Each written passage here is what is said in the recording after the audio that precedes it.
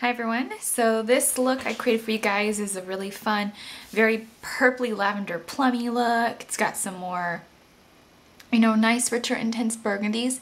This is the look that you saw in my Sigma review that I had for you guys recently, and the reason I wore a nice eye look in there is because I know some people are more interested in tutorials and face of the days versus review videos. So yeah, that's kind of why I wanted to wear a nice look, and I had fun putting the look together for you guys, but you guys want to see it, so I'm happy about that. I didn't really think it was going to be that big a deal, I guess, the look, so I didn't plan on recording it. But if you guys want to see it, then absolutely.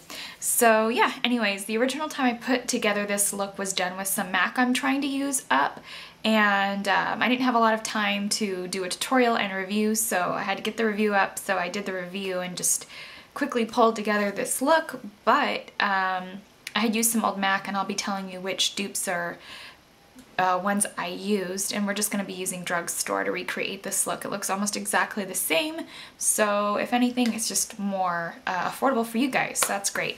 So, and cruelty free. So I hope you enjoy, and thanks so much for watching. Okay, so to get started on the look, I've already applied 100% pure organic coffee bean caffeine eye cream and the All Natural Face Magic Vegan Eyeshadow Primer. And then for the upper lash line, I'm just going to be taking the Too Faced Perfect Eyes Waterproof Eyeliner. I'm just going to smudge a little bit of this on the upper lash line, and I'm just going to take the beveled edge smudger now, and we're just going to kind of blend that out so we get a very, very smoky eye. You can also use this to sort of tuck it away or hide it underneath your liquid liner, and that will kind of also soften it up your liquid liner as well. So this step is the first one I'm doing because it just needs to be done first because it's cream, but you could always eliminate this step. It just depends. I think it's going to help it make a more of a smoky, very heavy eyeliner look without actually drawing up the eyeliner too far. Next I'm going to be taking the Wet n Wild the Wet n Wild Petal Pusher palette, and I'm going to take the Bdellium Tool 781, which is just that sort of bit of an angled brush. So I'm going to begin with this crease color first, down here, this dark sparkly crease color. And we're just going to start in the outer V. And I'm going to start pulling that in across the upper lash line.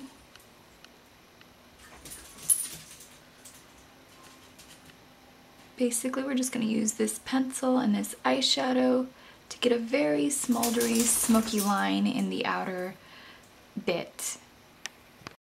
Okay, so I'm sorry if it's a little bit gloomy in here. I'm trying to project these lights on me. They've been on for a second though, and it's kind of unsafe to touch them because they're really hot. So hopefully that works. Now I'm going to be taking this color right here inside the palette. It's very similar to MAC's Tracks, so I'm going to be taking that color, and I'm popping this on with the Bdellium Tool 785. So we're just going to begin in the crease. We're going to start smoking that out.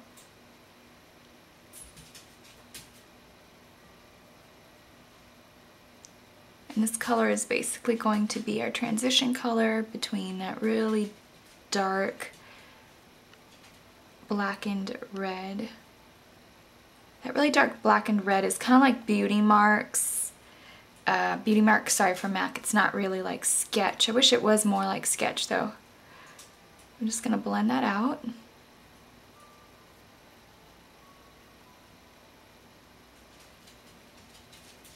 I'm using little circular motions to sort of blend that out and kind of pull it up. So it's kind of going along my eyebrow shape so that it's very smooth and it's not going to make the eye look very droopy. Okay, so for the inner portion of the crease, we've just blended this really soft, pretty lavender right here. It's very similar to MAC Digit. I don't own MAC Digit, so I can't really share it, but basically I just pulled this into the inner portion of the crease and blended it back a little bit so that incorporated the plummy color, so it's not just a dark red eye. I'm going to be taking this sort of light pink brow bone color, and I'm going to be blending Bdellium Tool 769. This is that really cool kind of funky angled brush. And we're just going to be taking a little bit of this and placing this over the brow bone. And then just kind of lightly tap it as you go inward, because you don't want too much of this, because then it'll start getting very pink, almost ugly pink. And then for the inner and outer gaps of the eye, I'm just taking this. This is a little bit like MAC's Pink Swoon or Swish, or not Swoon, that's a blush, sorry. But I'm going to be taking this on the Bdellium Tools 781, same color we used with that soft purple. Placing this right here, right where that lavender kind of tapers off. Kind of just add some sheen right there. And then right here at the outer bit. And that way you just have a little bit of like a elegant brow highlight, just something different as opposed to putting it in the brow arch. And it also really helps sort of soften up the line. I'm just touching up the brow bone line. That color's very frosty, so less is more. And then we're just gonna place a little bit of this brow bone color, the soft pinky one. And we're going to place that in the inner tear duct just to brighten up the eye so that it still stays somewhat soft. And then for the eyelid, for some reason I could not remember what I did, but if you want to stay within one palette, I would go with this lavender. If you want to go with the finish that I used on the eyelid shade, I'd go with this pink. If you like this dark purple, this is gorgeous also, but it'll also make the eye a lot heavier, darker. I had actually used silver eyeshadow, so I'm going to be going into Don't Steal My Thunder, and I'm going to take this eyelid shade right here at the very bottom, which, sorry, I've already done. I forgot to press record. We all do it. And I'm going to take the Bdellium Tool 777. I just pounce that all over the lid. It's a very metallic color, but what I like about metallic shades is that they look really amazing over a black base. It really helps them pop and stand out as opposed to looking flaky. And I'm going to be taking the Tarte MultiplEYE Lash Enhancing Liquid Liner. We're going to go over the upper lash line. And I'm just going to apply that. I'm going to pull it out to wing, even though the eyeshadow is already pulled out pretty far.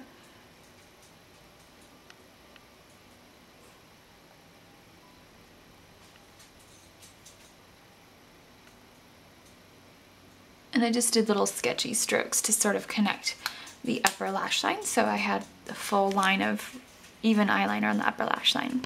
So for the lower lash line, it appears very dark and heavy in that video where I'm wearing the eyeshadow look because it's dark basically, but I'm not really applying any more than I normally would.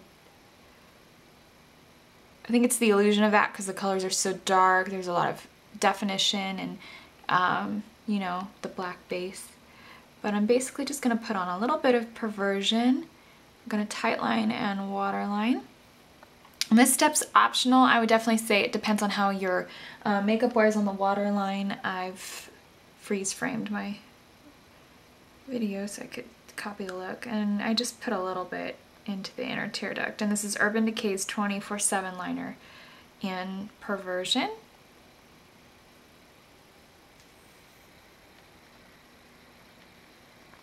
For the lower lash line, I just applied a little bit, oops, I pulled it a bit far.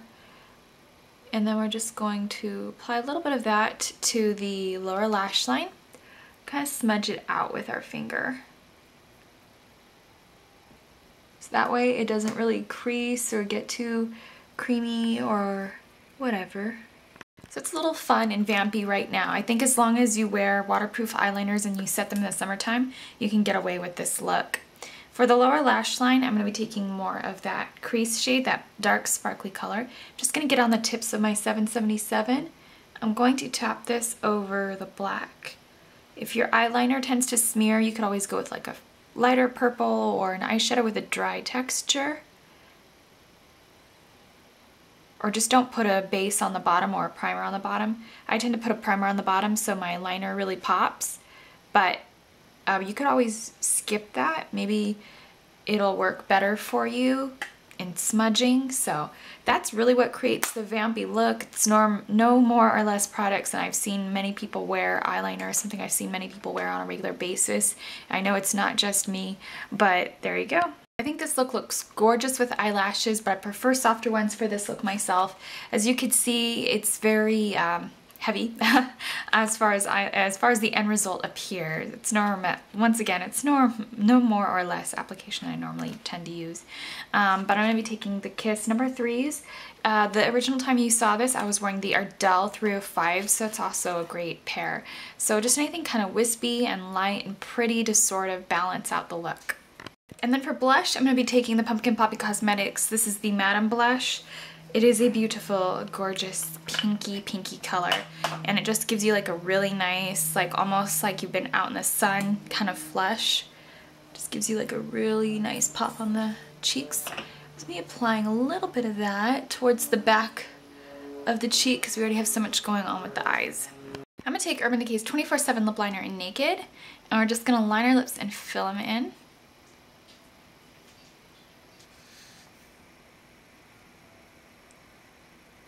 I'm going to take Urban Decay's Midnight Cowboy lipstick, and we're just going to put that on for a nice nude lipstick to balance out the cool tone pinks and stuff like that, because it's not really my skin tone. And the Too Faced Glamour Gloss in Pillow Talk. It's just a nice nude color. And yeah, that completes the look. I hope that you enjoyed watching. This one was fun to put together for you guys. This one was the one you guys wanted for my Sigma video. So yeah, I hope you enjoyed, and thanks for watching.